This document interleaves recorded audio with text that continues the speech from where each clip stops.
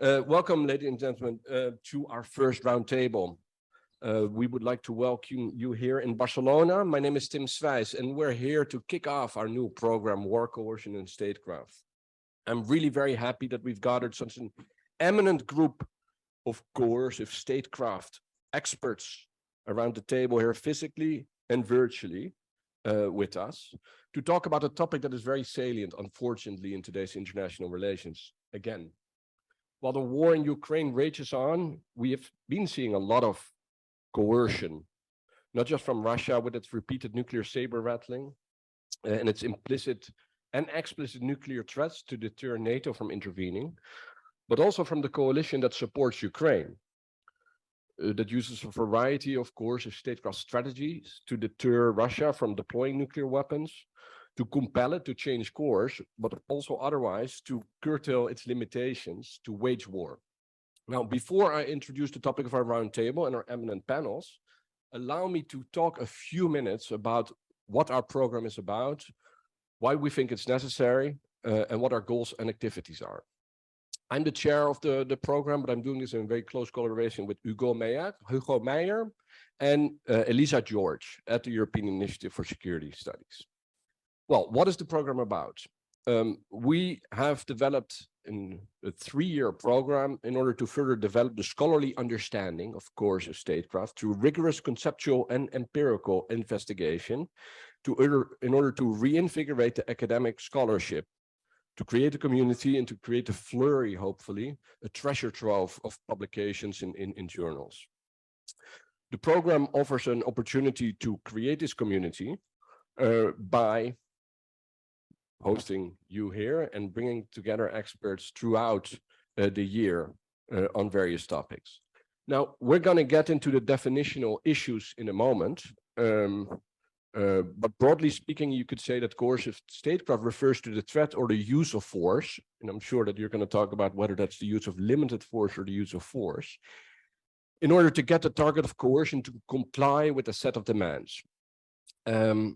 Of course, throughout history, states have used a wide variety, an assortment of such strategies with the purpose to coerce adversaries or allies, to not only use the threat or force, but also use limited force to achieve political objectives, to use covert force as a tool of statecraft, but increasingly also a deployment of non-military measures. So the way we conceive of it is that state coercion encompasses both military, but also political, military, economic, diplomatic, and cyber measures. Now, it is clear that the modalities to which states coerce other states have varied greatly across time and across space, which is shaped not just by the available instruments of state influence, but also by the prevailing international norms. So a couple of hundred years ago, gunboat diplomacy was really part and parcel of the statecraft of Western states. Then later on, that use of gunboat diplomacy came to be circumscribed by international law and really outlawed in the aftermath of the Second World War. Similarly, if we think back in the 16th and 17th century, state-sanctioned privateering to intercept the shippings of silver from America to Europe, for instance, was a very common practice. That doesn't happen anymore now. At the same time, what we currently see today is that access to critical technologies and denying entry into the digital artery of global finance, think SWIFT, right, has become really a recourse of choice. So coercion needs to be understood with both the opportunities and the limitations of the age, as well as in the prevailing international norms of the day. The data on coercion are scattered in different academic and disciplinary silos, but I think it is undeniable, and I've looked at it from one domain to the other, that interstate coercion in its various incarnations has been on the uptick, has been increasing since at least the 2010s. Although we see remarkable regional variations. Yes, it is hot. To give you not a comprehensive survey, but just some examples. European states have increasingly resorted to economic and financial sanctions. That is something that has been done over the past 16, 17 months, but it also has been going on for 10, 15 years now. The US has relied on a mixture of military, economic, financial, and cyber measures to coerce other states.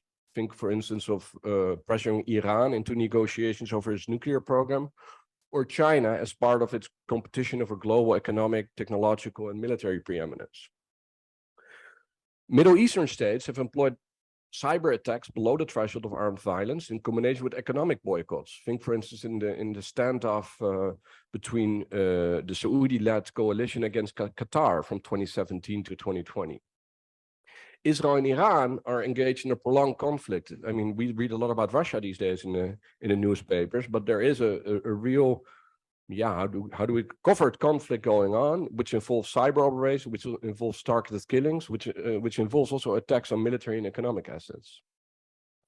And then China and Russia, for their part, are making use of a wide range of military, but also non-military levers, overtly and covertly, to pressure both their neighbors and their rivals. And that ranges from aerial intrusion of airspaces, cyber intrusion of critical infrastructures, persistent meddling in democratic elections, and targeted killings, to also land grabs and escalating in full-scale wars. Now, in short, the threat and use of force aimed at harming your opponent and compelling your opponent in addressing his decision calculus has deep historical roots, but is also increasingly widespread today.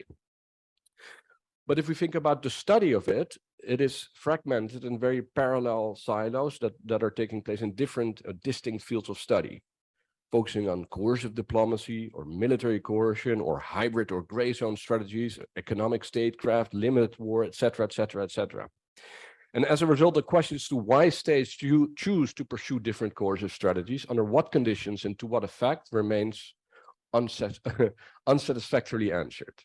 So what we'll do is we'll bring together political scientists, strategic studies scholars, political economists, historians, etc., etc., etc., to systematically investigate the ways in which states leverage the use of force and the threat thereof as a tool of statecraft.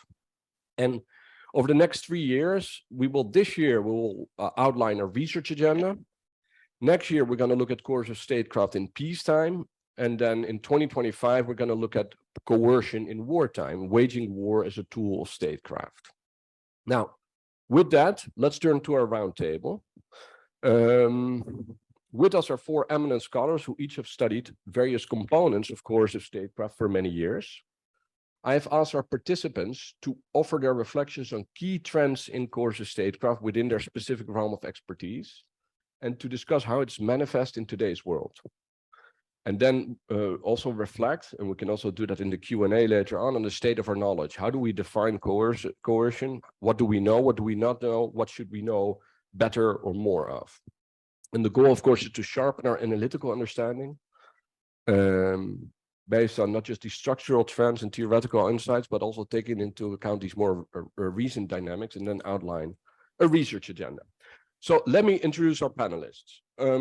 Online with us are Clara Portela. Clara is an expert in coercive economic statecraft. She's published widely on the use and utility of sanctions. Welcome, Clara. Clara currently is a full-time faculty member at the Law School of the University of Valencia, and she has ample experience in a range of policy advisory functions. Then also joining us online is Luis Simon. Hi, Luis. Luis is an expert in international security. He's published widely, amongst others, on competitive strategies and alignment behavior of major and non-major powers. Luis is the director of the Research Center for Security, Diplomacy and Strategy, and a research professor in international security at the Brussel School of Governance. Then next to me, we have Kristin van Bruusgaard. Kristin is an expert on Russian nuclear strategy, deterrence, and crisis dynamics. Kristin is currently the director of the Norwegian Intelligence School, after being, amongst many other things, an assistant professor at the University of Oslo, and a deputy leader. She served as the deputy leader of the Norwegian Governmental Defense Commission in 2022-2023. Do you still serve on that commission? All right. And then Viggo Jakobsen. Welcome, Peter. Peter is one of the foremost experts in coercive diplomacy and military coercion in Europe, starting with his 1998 book, which is now a classic, Peter, on Western coercive diplomacy after the Cold War, post-Cold War. That's almost a quarter century ago. That is a quarter century ago, and a steady stream of publications since. Peter is affiliated with Peter's a professor affiliated with both the Center for War Studies at the University of Southern Denmark and the Royal Defense College, Royal Danish Defense College. Now, the rules of the game are as follows. Each of our speakers will get about 10 minutes. After 10 minutes, I will give them a little sign. Don't disappear on us, Luis. I will give them a little sign and hopefully they will notice to wrap up their contribution so that we have opportunity for Q&A afterwards and perhaps also discussion with you. We will start in a slightly different order than the one in which I introduced the participants. We'll start with Luis. We'll then go to Kristin, then Peter, and then Clara. Luis, please take the floor. All right, thank you, Tim. Can you hear me? Yeah? Loud and clear. All right, excellent. Thanks. And thanks to you, Hugo, and the EISS team for the invite. Really sorry I can't be with you there in Barcelona. I think it's really shameful that Clara and I, who are the two Spaniards on this panel, are the only ones who aren't there physically. But it's a pleasure to join the roundtable nonetheless, and congrats on kicking off this exciting program on coercion and statecraft. So let me just offer some general musings about coercion and specifically try to locate coercion in the broader context of international security scholarship. And perhaps in doing that, identify some questions and avenues for research. And I'll try and structure, I'll stick to the 10 minutes. I'll try and structure my thoughts around the following questions. What is coercion? Why coerce? Who coerces? How to coerce? Who do you coerce? And last but not least, which is a question that you flagged, what accounts for the waxing and waning of coercion as a means of or tool of statecraft, right? So what is coercion and why coerce? These two questions in my mind are inextricably linked, so I'll take them together. And what we have here is not a commonly agreed answer on what is coercion, but rather a debate. And you alluded to the threat or limited use of force to get a target to comply with a set of demands. And that, in my view, raises two questions. The first has to do with the purpose or the end of coercion, so the why, and the second with the nature of coercion, the what.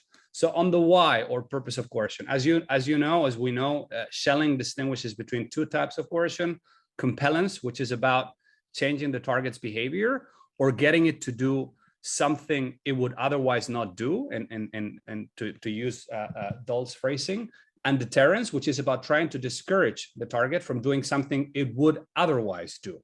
So in my view, an important question has to do with working out the relationship between coercion and positive changes of behavior, which are harder to achieve and easier to observe empirically, and between coercion and negative changes of behavior, which are perhaps easier to achieve, but harder to measure and observe. Now, on the what question, we often talk about the threat or limited use of force. So I would perhaps use pain or damage precisely to go beyond physical force and accommodate other domains of power. And you alluded to that in your note. And here I would see some promising synergies with scholarly debates on grand strategy, not only in what concerns the chain between means, ways, and ends, which also applies to coercion, although in different ways, but also in the sense that we observe a subtle or perhaps not so subtle supremacy of the military domain, of all things military, in debates of both coercion and grand strategy, but perhaps grand strategy debates, which were, as you know, initially, particularly in the early 20th century, initially monopolized by military affairs, have perhaps come further in terms of integrating other domains of power than coercion-related studies. So that there's a bit of an example there, I think. Then I think another aspect related to the what question is that there are other means available to trigger a positive or negative other means other than coercion. I mean, a positive or negative change in the target's behavior, notably, of course, inducements or rewards. So I think it's important to unpack the links between coercion, the coercion and statecraft program, and the emerging literature, specifically on wedging and reward versus coercive wedges, right? And here I would pay attention to the whole debate between Tim Crawford and Itsumikawa on wedging and the different ways and means of wedging, of wedge strategies. because I think that literature has done a good job in terms of analyzing the circumstances under which coercion trumps inducement or vice versa, which I think can be very useful for your program as you move forward. Now, the question of who does coercion, I think immediately brings up the relationship between coercion and power. So is coercion the prerogative of great powers, or can middle powers or secondary states coerce too? And I again, we find similar questions associated with the concept of grand strategy. Of course, we've got a great many scholars telling us that we should move beyond static or absolute ways of thinking about power and adopt a more granular view that takes into account how power sort of manifests itself in different domains, military, economic, cultural, but also regions. Think of Steve Lobel, for instance, on granularity, on granular balancing, or the literature on regions and powers.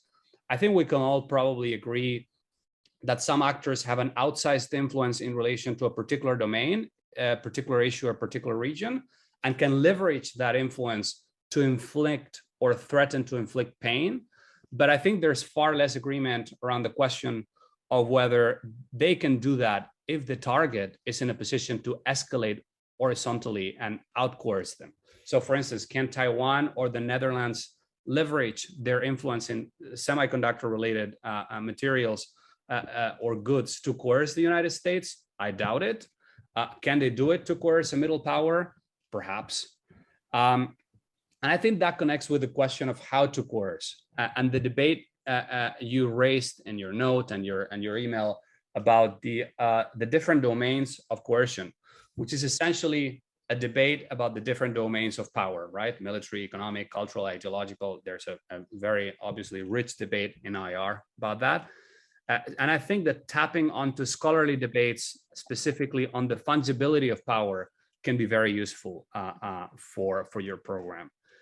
Now, another question is, how do you coerce? Who do you coerce, right? So I would call this the level of analysis question, right? When you're talking coercion. And of course, a traditional realist approach to IR is all about coercing states. But we know that most approaches to IR, let alone foreign policy analysis or political science, reject that kind of black boxing. And we find that even realists like Morgenthau and even kind of Waltz himself actually argue that great powers are the only truly unitary and cohesive actors, and talk about the possibility of playing divide and rule and manipulating internal actors to bend the will of lesser states. And here I would look at Bill Wolforth's work on great power subversion, which also I think connects with debates on, and I think you alluded to that partly, Tim, in your intro. It connects with debates on active measures and even hybrid warfare.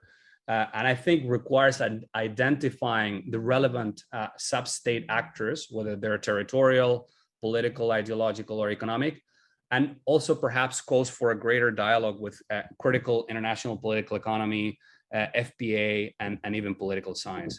Now, another sort of more IR-friendly aspect of the who do you coerce question, I think relates to how coercion relates to allies and friends versus how it relates to rivals and enemies. And I think a lot of attention is, of course, usually paid to coercing rivals, enemies, or competitors. You pick your drink. But I think a more interesting question has to do with coercing allies or partners, which I think connects with all this trend in the alliance literature on control. So do you coerce your rivals more often than you coerce your friends or allies? Do you coerce them differently? I think these are interesting questions that you may want to look at.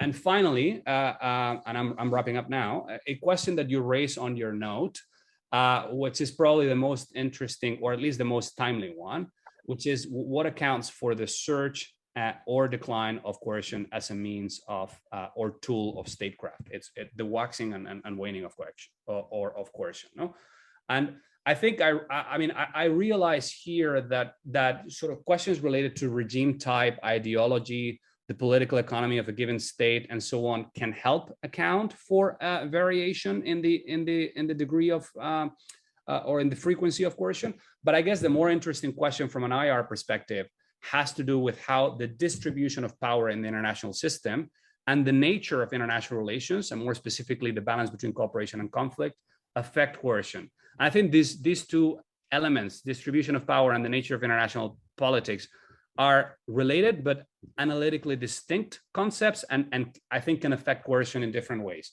So, for instance, what is the relationship between polarity and coercion? Do multipolar systems lead to a greater use or frequency of coercion? I think these are big questions, and perhaps a quantitative analysis could be particularly useful there. And then there's the question of the nature of international politics and the balance between cooperation and conflict, which is related to polarity, but is not quite the same thing. I think we're all now talking about great power competition as a kind of substitute for polarity, in part because we cannot quite agree on the polarity question, and may or may not be in a period of great power transition, whether you follow Bill Wohlforth and Brooks or Beckley. And I think, in my view, a context of intensified great power competition highlights several questions related to coercion. First, there is the question of great powers themselves being increasingly vulnerable to coercion, which of course pushes them to protect themselves. And I think that relates to scholarly conversations about the relationship between interdependence and power, but also to policy conversations about economic security, de-risking, decoupling, and so on. And then there's the question of great power coercion of secondary states. And here I would perhaps say that when the great power gap is closing and we have a tight competition between two or more great powers, then some secondary states and middle powers can have more leverage, right? In the sense that competing great powers will fear antagonizing secondary states and pushing them to the opposite camp. I think that's particularly true when secondary states hold a valuable geostrategic position and their alignment or non-alignment can have a meaningful impact, strategic impact for the competing great powers. I think in those circumstances, great powers have an incentive to actually accept and accommodate or tolerate a secondary state's behavior and refrain from engaging in coercion. Unless, of course, great powers are confident that the secondary states will not jump sides, will not jump ship, which links, I think, to questions about secondary state strategies. So what is the relationship between great power coercion and secondary state strategies like balancing, bandwagoning, hedging, and Hugo and I have published on this? Are established and emerging great powers more likely to resort to coercion, and under which circumstances? Are they likely to approach coercion differently? I think these are some other questions you may want to engage with. I'll leave it at that. I see that you're giving me a sign, so I'll leave it at that. Thank you. Super, and thank you, Luis, for that rich overview. Before we go to you, Kristin, I wanted to make one remark. Your final point as to what accounts for the waxing and waning of coercion from an IR perspective, in which you talk both about looking at the distribution of power, but also the nature of international relations of the day. And this is something that both Alexander George and you, Peter Viggo, point out time and again. Strategic context is extremely important to understand the nature of the coercion process. But it's also interesting from a more quantitative perspective. I just published a book on ultimata and coercive diplomacy, looking at crises over the past century. There's another data set for those of you who are interested in. It's called Militarized Compelling Threat Behavior by Todd Sexer. And you see that coercion doesn't come alone. It's not a standalone phenomenon. It waxes and wanes, but if it waxes, it comes in waves. So in the 1920s, in the 1930s, in the 1990s, you see these peaks. And trying to get a better sense, and thank you for laying out some of the theoretical considerations and also empirical inroads there, Luis, but looking into why that is and what accounts for it is of great interest. With that, Kristin, can we go to you, and can I hand you our one mic?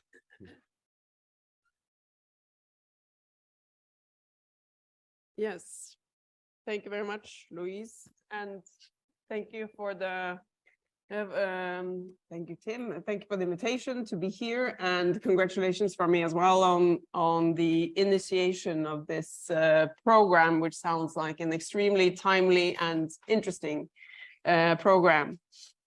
I will attach a couple of comments to nuclear coercion and talk a bit about coercion in its two forms, as pointed out by Louise as well. And then I'll say something about some empirical observations from the current war in Ukraine with regard to Russian behavior and with regard to the potential lessons that different actors may be drawing with regard to coercion, drawing from this conflict. So as Louise touched on as well, evidently coercion as per the sort of traditional and standard definitions comes in these two forms, deterrence and compellence. Deterrence persuading by way of threats of punishment or denial an adversary not to undertake an action, and compellence persuading by way of threats or by way of applied force of punishment regularly an adversary to change its behavior. The debate with regard to nuclear weapons and coercion has historically been one that has primarily focused on the deterrence aspect of this. And famously, Bernard Brodie wrote in the 1950s, reflecting on the implication and impact of nuclear weapons on coercive statecraft, that thus far the key objective of military strategy has been to win wars. From now on, the key objective of military strategy must be to avert wars. There can be no other objectives.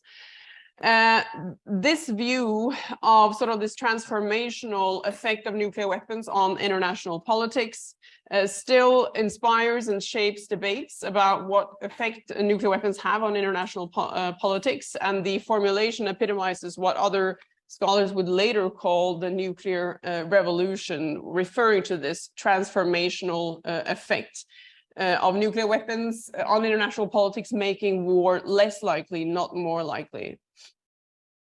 In essence, this theory evidently was about how the catastrophic effect of nuclear war would be apparent to all, meaning that many states would seek nuclear weapons and an ability to use them effectively to respond to aggression, but that once they had achieved this capability, these states would fall back and lack their inherent reflex for competition and expansion, thus leaving the world a more peaceful place. In other words, one mere type of coercion, that is deterrence, would suffice according to this theory. But of course, this theory always remained, namely that, a mere theory that didn't necessarily describe the way that states armed with nuclear weapons would interact after they acquired them. And it would not explain, for example, attempts at nuclear compellence, so other types of coercive strategies that would involve nuclear weapons. The state of the debate with regard to nuclear deterrence is, I would say, contested. I think it remains the case that many argue nuclear weapons continue to explain an absence of great power conflict. Yet, evidently, we're plagued by the debates are plagued by these issues that Louise also touched on with regard to estimating success, which is intrinsically difficult, while identifying failure, of course, is easier. These days, the resurgence of great power confrontation produces new questions about whether these promises of the peaceful impact of nuclear weapons hold in the current and future day and age. And these debates also involve deliberations of how great powers may use nuclear weapons coercively, that is, for compellent types of coercions. So there is a significant differential, and I think this debate reflects that, with regard to how states think about and view the utility of nuclear weapons, which in turn produces different debates in different nuclear armed states with regard to how their potential adversaries may use their nuclear weapons for coercive purposes. The scholarly debate about the utility of nuclear coercion also includes the deliberation of nuclear compellence. And many studies of coercion in recent years have tended to emphasize nuclear coercion, that is, cases of nuclear compellence under the category of coercion, but perhaps without a sufficiently clear delineation between the two categories of coercion, that is, deterrence and compellence. Many argue, of course, that this delineation is often difficult, which it is, but it is also a useful delineation, I would argue. And I'll illustrate that with some examples from the current conflict in Ukraine. So in Ukraine, I'll focus on Russian behavior initially. Russia has, of course, attempted both types of nuclear coercion in the Ukraine conflict, definitely deterrent behavior, signaling primarily with its strategic nuclear weapons, where the key audience of that signaling has been the West, deterring the West from intervening directly in the conflict. And Russia has sought also to deter Western weapons supply, although some could argue that Russian behavior hasn't been oriented towards compelling the West to change their course with regard to weapons supplies. But this has not necessarily been the primary objective of Russian nuclear signaling and rhetoric, or at least that can be debated. One could also argue that Russian strategy has entailed significant elements of compellence, but I think this is more difficult to sort of establish empirically. Some would argue attempts at rhetorically linking the annexation of new territories in Ukraine to nuclear threats. But it's quite difficult to delineate whether this is in fact explicit efforts at nuclear compellence, or whether it's also rhetoric on existential threats that is coinciding with that particular action. There are these potential attempts to compel Ukraine to give in to Russian demands or to the Russian claim that these territories are lost. And one could argue, of course, that that attempt at compellence did not work vis-a-vis the Ukraine. That is, Ukraine did not change its behavior as a result of these threats issued by Russia.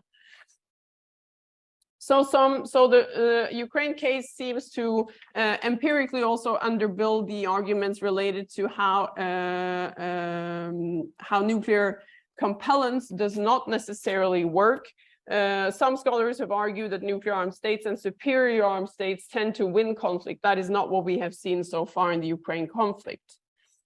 But again, I'd posit that it is quite difficult to determine precisely in empirical terms whether these threats were in fact compelling threats that Russia sought to make credible, or whether this was just loose talk or loose threats. The credibility of nuclear threats is also related to deciphering quite precisely what the intentions of the coercive state are. And this, of course, has been a major debate with regard to the Ukrainian conflict. Did the Russians themselves know precisely where their red lines were? Did they precisely know whether or not their own threats of nuclear escalation would in fact be credible? Then I think it's interesting to deliberate what types of lessons different actors are drawing from Russia's attempts at coercion in the Ukraine conflict, and what it means for the way that they utilize or think about the utility of nuclear weapons in their strategy. And I would posit that there are some significant differences in how nuclear weapons affect different state strategy and thus their international behavior. So with regard to Russia, and I'll talk about a couple of different actors. I'll talk about Russia, I'll talk about NATO and the US, and I'll talk about China. And say a few words about what lessons they may be drawing with regard to deterrence and compellence, respectively. Russia may be drawing the lesson that deterrence works. NATO is deterred. We are deterred. This capability that is nuclear weapons is critical to managing escalation with a superior adversary in a conflict like Ukraine. Russia may also be drawing a lesson that compellence works in the sense that conventional compellence under the shadow of potential nuclear escalation is actually quite effective. They may be drawing the lesson that nuclear compellence may not work that well, or at least that they have been unable to sway Ukrainian behavior. But Russia may also draw a lesson that they haven't really tried out fully the prospect of nuclear compellence. It seems, at least for now, that Russian leaders have been unsure whether the political consequences of overt nuclear compellence would outweigh the costs that would be associated with nuclear weapons use. But it's certain that Russian leaders are probably learning by the day with regard to the interplay between nuclear threats and the credibility of nuclear use. So I think there are some interesting lessons to examine there on this interplay between the utility of nuclear threats versus the utility of nuclear use. NATO and the United States, on their hand, may be drawing lessons with regard to deterrence, in the sense that deterrence works and will be critical to confronting an adversary like Russia. They are drawing the lesson that deterrence and escalation management will be intrinsic to any conflict with this particular adversary, given the role of nuclear weapons in Russian military strategy, and that any conflict, crisis or conflict, direct one between NATO and Russia, will be nuclear from before day one. And I think that the US and NATO will be drawing quite similar conclusions in this context. I think that the US is also learning and taking notes by the day with regard to nuclear signaling and how that affects its potential adversary. There are several questions with regard to what types of conclusions one draws from in learning from that behavior. Do we have sufficient insight into the Russian calculus, and what has swayed their calculus with regard to how Western states have behaved to try and influence their behavior? I think the West is also, NATO and the United States are drawing lessons on the interplay between conventional and nuclear deterrence, where nuclear weapons still remain essential to deter nuclear armed adversary, but that conventional threats and conventional deterrence also may play an increasing role for deterrent purposes, and certainly will play a significant role for compellant purposes in the event of a direct war between NATO and Russia. With regard to compellence, I think NATO and the United States may be drawing the lesson that nuclear compellence in the way that Russia has attempted it does not necessarily work, but I would caution against drawing that lesson too far in claiming that the threats that Russia has been issuing are not credible. They are not credible until they are credible. Yeah, sure. I'll say some words about China, and that will be my wrap up. China, just to sort of expand the horizon a little bit beyond the European theater, because I think it's important to think about how these different types of actors, as you alluded to, Tim, as well, may be drawing different types of conclusions. China, I think, draws a lesson with regard to deterrence from Ukraine, that deterrence is absolutely critical to confronting an adversary like the US. It'll enable a manipulation of their calculus in a crisis situation. It may look similar to Russia's lessons, but also slightly different, as nuclear weapons don't play the same role in Chinese strategy as they do in Russian strategy. China does not want to rely as heavily on nuclear weapons as Russia does, and it seeks deterrent effect and escalation management capability through other military capabilities and technologies than nuclear weapons. China may also be drawing a lesson that conventional compellence could work, that nuclear compellence is far-fetched, but that has been the case in Chinese strategy for some time. They do seem to believe that the US could be prone to attempting nuclear compellence against them in a Taiwan conflict. Some of the gaps in the existing literature that can be further explored, I think, relate to nuclear coercion, and that we can make more of this delineation between deterrence and compellence in the nuclear domain and the relationship between them. Related, I think more can be made and explored with regard to the link between nuclear threats and nuclear use. The debate so far has been focused on the credibility of threats, which makes that link automatic, but I think there is something to be said for exploring the utility of nuclear threats in and of themselves. Finally, scholarly debates conclude, or thus far have concluded, at least to a great degree, that compellence does not work. But what about deterrence? We haven't really concluded that debate. That debate was left inconclusive at the end of the Cold War. And recent decades deliberations have displayed how other dynamics, psychological, organizational, may affect deterrent outcome. But we haven't really reignited that debate in the post-Cold War era yet. So I think this is the time to do that. Thank you very much. And thank you for great remark, Kristin. Before we continue on with you, Peter, I just wanted to highlight one point that you mentioned, which is when it comes to Russia and understanding their escalation ladder, we're sort of dancing in the dark. And I'm paraphrasing another song of Bruce Springsteen. But a piece I wrote earlier this year in my institute, in which we looked at the difficulties inherent in measuring the effectiveness of your counter coercion policies.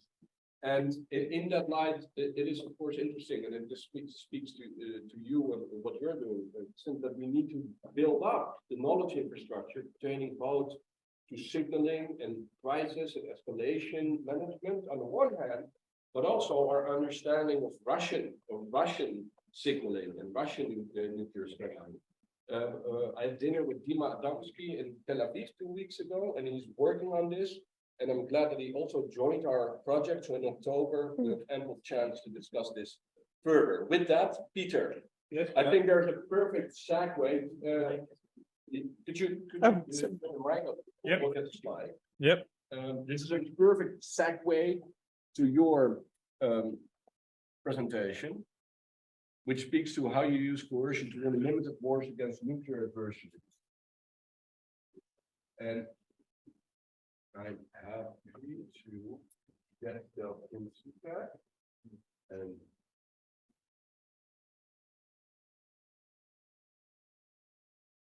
okay, and That's fine. So okay, yeah, thanks a lot. Yes, I'm also very happy for this invitation, and I'm happy that you started this terrific project. But I'm also happy that Putin presented me with a very interesting research question, because basically we're now back to the Cold War, where we're again looking at a situation where we would like to win a war against a nuclear armed adversary. Next slide, please. We would like Ukraine to take back its territory, but we don't want the Russians to use nukes, and we don't want them to attack NATO. And how do you do that? Next slide. That is, of course, the specific policy problem that we are currently facing in the Ukraine.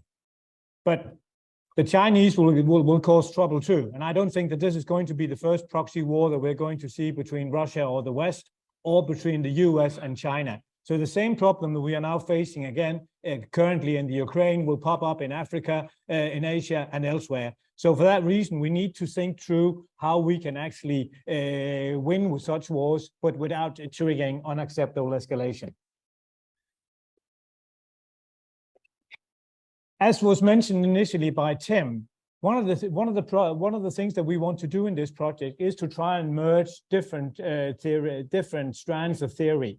And when I started looking at this research problem, I realized that there has been quite a lot of people thinking about this already.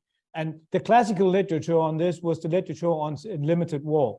And it was started by Robert Osgood, who wrote a book back in '57, reflecting on the US experience in Korea.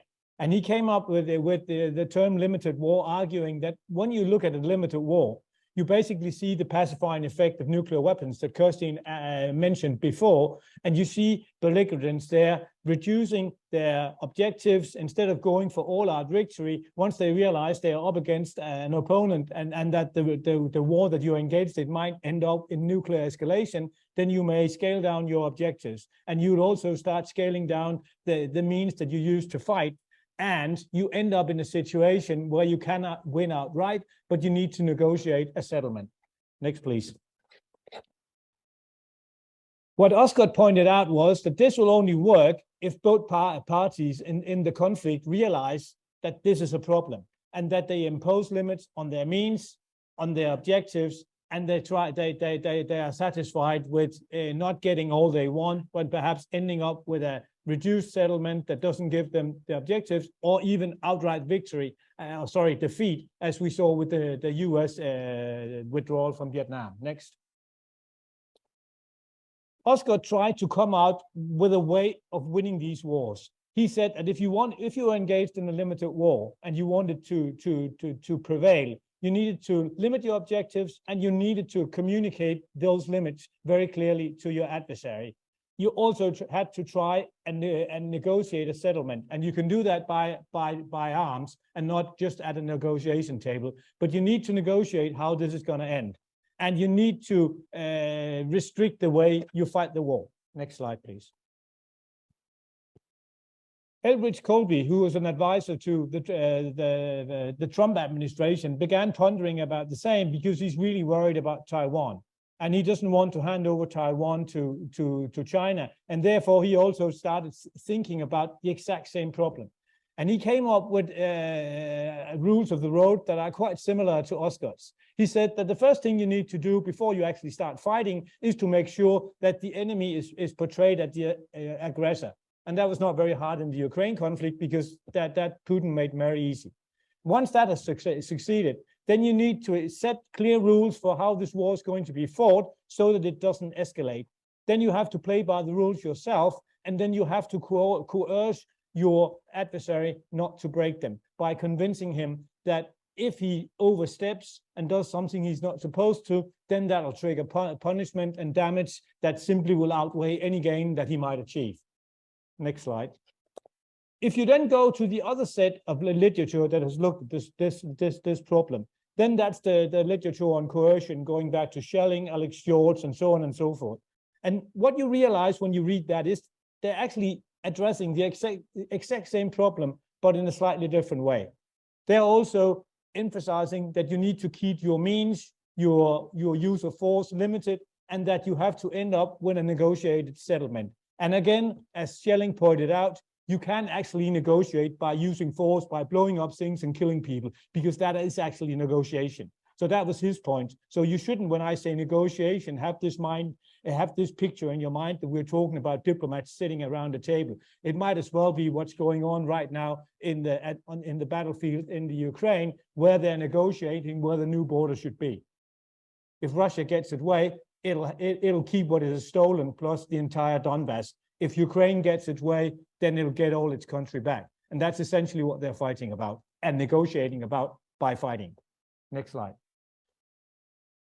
Again, if you compare the assumptions that characterizes coercion and compare them to what you saw before with Osgood, it's essentially the same thing. You want to prevail without escalating to full-scale use of force or nuclear use. You want to coerce your adversary into accepting a mutually acceptable solution or a negotiated solution. But what makes the coercion literature different from the limited war literature is that they don't just talk about the stick. The more holistic approach to coercion also say you're actually more likely to achieve your objective if you combine your use of force with incentives and assurances that if your adversary comply with your demands, then he'll not be facing new and more drastic demands. So in that sense, you try to combine the carrot and the stick and assurances, and that's something you did not really see in the limited war literature. But the requirements are more or less the same. You need to communicate your demands. You need to convince your adversary that you are willing and capable to impose heavy damage on him unless he complies with your demands. But you should also offer incentives to reduce the cost on compliance and provide assurance that if the compliance is forthcoming, then the adversary will not face a new set of demands in the near future. And the whole point, again, is to find a mutually acceptable solution. So basically, if you want to succeed and win in a limited war, you need to communicate your demands clearly in words and actions, use of force. You need to create a sense of urgency in the mind of your adversary that they need to comply now and not 10 months from now. And you also need to make them worry that if they do not comply, then they'll end up with a kind of escalation that they don't want. And basically then, in order to make that easier to swallow, provide incentives and assurances. Sorry? Good. Could you go to the next one? Yeah. So, if you compare the two literatures, you see that they're pretty much doing the same thing. They both assume acts of rationality. They both assume that actors need to have a shared interest in keeping the use of force limited. And they emphasize the need to reduce the use of force, to reduce objectives, and they emphasize negotiation as a way of settling the score. If we then look at how the Ukraine has evolved, that is pretty much what's going on. If you see what the US has been doing, they've been saying that their objectives are limited. They don't want to push Putin out, and they don't want to attack Russia. They only want to defeat Russian forces inside the Ukraine. And the US has also signaled that there are clear limits to what they're willing to do. They don't want to get involved directly. And they basically want the parties to negotiate the new borders. If the Ukrainians can take their country back, great. If the Russians can keep some of what they're stolen, well, the US can live with that. So if you look at how the US has gone about that, they have been very clear that that Russia has to leave the Ukraine. And then they've gradually escalated their supply of weaponry, conventional weaponry, to the Ukraine in order to enable the Ukrainians to throw the Russians out. And they have also said that if Russia uses nukes or starts attacking NATO territory, then the US will become directly involved in the war and use air power in order to sink the Black Sea fleet and kill the Russians inside the Ukraine. In order to make that easier to swallow for the Russians, they have said that they promised that they will not become directly involved if Russia does not attack NATO or use nukes. And they have also promised not to attack Russia proper or to seek a regime change if Russia play by the rules. If you look at the Russians' reactions to this, they have actually played along. They have reduced their objectives. They started out wanting to control the entire territory of the Ukraine. Then they couldn't take Kiev and they gave up. And Russia has not responded to the increase in US-led weapons deliveries by escalating. But the interesting thing is here that Ukraine is not playing ball, because they have stepped up their attack on Russian territory proper, something that the US has promised Russia will not happen if they play ball. So it's going to be interesting to see what the Ukrainians will do once they get F-16s. And that's also going to be interesting because what are the Russians going to do if attacks on their territory proper are stepped up? And what will they do if the Poles sends in thousands of volunteers, give them Ukrainian uniforms and allow them to fight alongside the Ukrainians? Because then we are still not a combatant. And just to give you a historical reference, there was 150,000 Chinese troops inside Vietnam manning the shooting down US planes during the Vietnam War. So we played this game before. And this is also one way we could still escalate if we wanted to. The big unknown is, of course, that what if the Russians do nuke use, then what happens? And I'll leave that with you because that's your area of expertise. But it's going to be interesting to see what happens if the US become directly involved.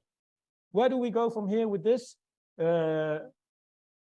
I think we need to build on what we already know, come up with a more coherent set of research questions, and then test them against the historical record, doing some comparative studies of Korea, Vietnam, and Ukraine in order to give us a better sense of how we can actually prevail in these types of conflicts, because I think there are more of them to come. I hope there was around 10 minutes. Super. That was super. Can I get the mic? Thank you very much. If you bring on the next speaker. Yeah. Can I have some water? Yes, you can. Okay. So thank Peter, you very much. Thank you. And thank you also for laying out a research agenda, essentially, and posing a question to Kristin. Before we go on to the next speaker, there's one thing I wanted to remark upon. I mean, I've heard stories that I think are plausible, that there's currently already volunteers fighting there. And Yes, there are. Exactly. And the interesting thing is that in line with sort of keeping it covered, both sides seek to do that in a covered way rather than recognizing and acknowledging it. I have a bunch of questions for you, Peter, but I think they're better. We'll hold on to them for later, because you haven't touched upon, for instance, the domestic element here in the dynamic and the forces that could push to escalation or not. But we'll hold them for later. Clara, you will talk about the economic aspect of coercion. Please take the floor. Thank you very much for inviting me to this panel. And well, I'm going to try to keep my remarks rather short, because we are already a bit late and we need to liberate some time for discussion afterwards. So basically, what I would like to do is to zoom in into the notion of sanctions, of basically economic sanctions, which have taken center stage as of February 2022. Although many of the trends that we are witnessing are were actually present already before that point in time. So what we have seen is that the sanctions against Russia following the invasion of Ukraine in February 2022 have been accelerating a number of trends that were already visible beforehand. Now, I would actually like to focus specifically on the role of international organizations as senders of sanctions. This actually concerns us, particularly because we are part of the European Union and the European Union sanctions efforts in Ukraine. So basically, what we can see at the moment is a panorama that is rapidly evolving. It's very much in flux. And it's a panorama where international organizations are becoming more central to these exercises of economic coercion. So in the past, well, we had traditionally, we can distinguish four sets of actors: the UN Security Council, the unilateral practice of states, which has actually been the main source of sanctions traditionally. Then regional organizations that are becoming increasingly active in the imposition of sanctions, and this goes particularly for organizations in Africa, such as the African Union or ECOWAS. And within the realm of international organizations, we have the EU, which is actually very different and behaves very differently from other regional organizations in the imposition of sanctions.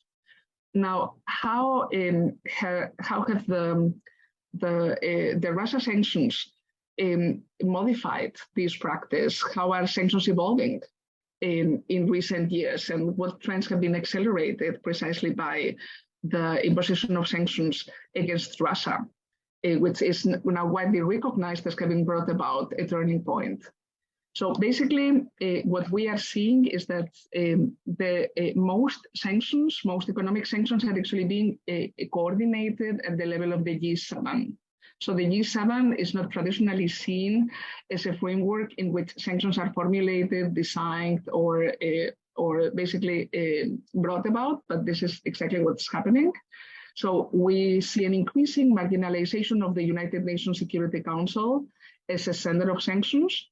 It had already, since 2014, since the annexation of Crimea, precisely because of the declining cooperation of the Russian Federation, there have been less and less sanctions imposed by the UN Security Council, so that the pace has really been slowing down. But at the moment, they are becoming even more marginal. Even though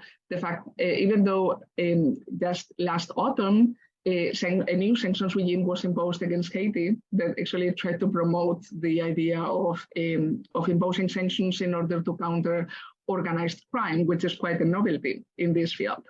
But basically, sanctions against Russia are being coordinated and very much hammered out in the context of the G7, which involves the US and some of its key allies, including the European Union. I mean, of course, represented in the form of France, also Germany, also Italy, but we also have the participation of Ursula von der Leyen as Commission President, and it is precisely the Commission who will be later in charge of giving shape to these sanctions at the EU level.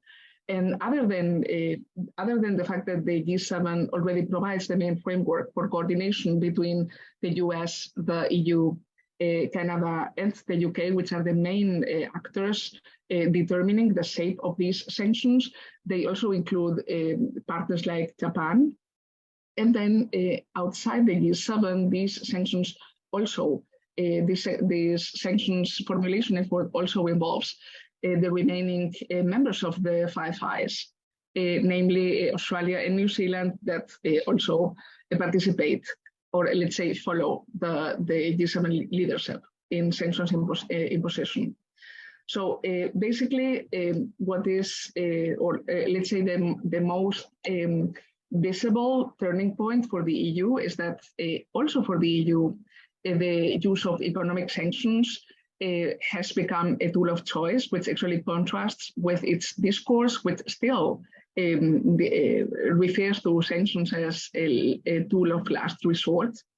The sanctions of the European Union are also becoming increasingly comprehensive. So they are more and more comprehensive in nature. They are not as targeted as they used to be. They also affect economic sectors in the target in a much broader fashion than they did in the past. So that overall, EU sanctions practice is approximating. It's getting closer to the sanctions policy of the US, from which the EU has traditionally tried to distance itself. So in any case, what is most interesting about this turning point introduced by the Russia sanctions is that it is elevating sanctions to the realm of great power competition, while in the past, sanctions tended to be used primarily in order to coerce countries in the third world. So many of them were based in sub-Saharan Africa. And in many cases, they were also used in competition between great powers and middle powers, such as Iran. But at the moment, we actually have seen how sanctions have become part of the interaction between great powers that used to be characterized by, basically by the use of other tools, such as nuclear deterrence, as has just been outlined. So what are the implications that this has for our research agenda? So I think that one of the most interesting aspects to highlight is that it is worthwhile looking at the role of international organizations as senders of sanctions in a departure from the traditional focus on states that dominates the realm of security studies. And I mean, it has already been theorized that states have a preference for the imposition of sanctions via international organizations because this is linked to a number of advantages. But I mean, perhaps the recent experience constitutes an invitation for us to revisit what are the advantages, what are the disadvantages, and particularly how does the imposition of sanctions or the coordination of sanctions formulation in the context of an international organization generate dynamics of its own that wouldn't be present otherwise? I mean, actually, if we look at the example of the European Union, most members of the European Union, particularly now that the UK has ceased to be a member, do not have any foreign policy tradition that entails the imposition of sanctions. So many members have actually been at the receiving end of sanctions in the past, such as Italy or even Spain.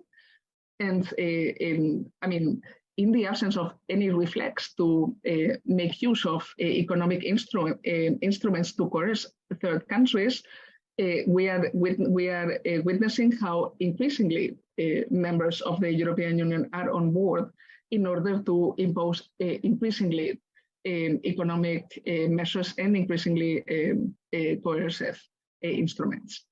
So thank you very much. Back to you, Tim. There's a round of applause here for you. If you can, Luis, I'm going to grant you that question that you want to ask. So please go ahead. All right. No, thanks, Tim. And that was a great panel. So pleasure to be part of it.